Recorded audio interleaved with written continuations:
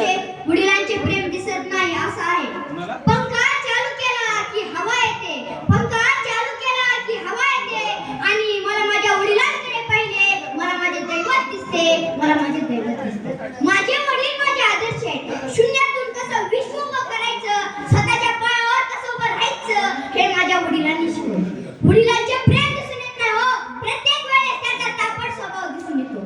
तू हे करू नकोस, तू ते करू नकोस, तू असा आहेस, तू कसा आहेस, तुला हे जमत नाही, तुला ते जमत नाही.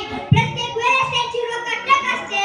म्हणून आपल्याला वाटते आपले वडील आपल्यावर प्रेम करतात, परंतु तो प्रेम न दाखवता प्रेम करतो त्याला बाप म्हणतात, त्याला बाप म्हणतात.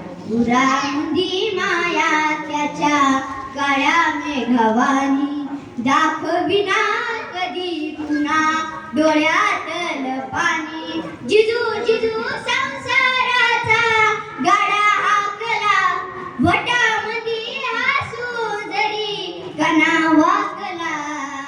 गडीवर तू थांब जरा, ऐक त्याची धापर, लय अवघड हाय गड्या उमगाया बापर, उमगाया बापर. किसने तो बड़ी अच्छी बात की, फूल कभी दो बार नहीं खिलते, फूल कभी दो बार नहीं खिलते, जन्म कभी दो बार नहीं मिलते.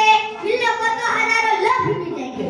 अरे यारो, मिलने को तो हजारों लोग भी मिल जाएंगे, लेकिन हजारों गलतियां माफ करने वाले माँ बाप नहीं मिलते, माँ बाप नहीं मिलते.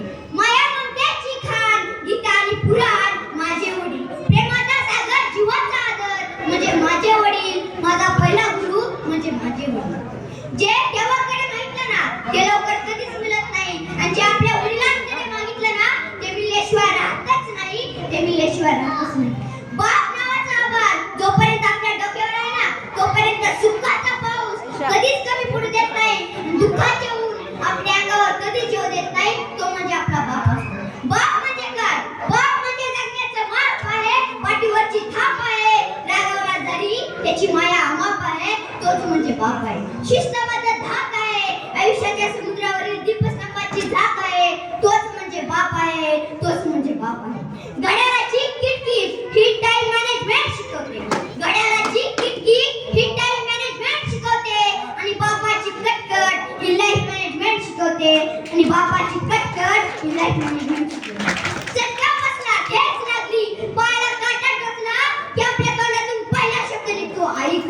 पण रस्ता पार करताना एखादी ट्रक येऊन पटकन ब्रेक दाबते आणि आपल्या तोंडातून तेव्हा शब्द निघतो बापरे. कारण छोट्या संकटासाठी आई आठवते आणि मोठ्या वडिलांना पेलण्यासाठी बाप आठवतो. धन्यवाद.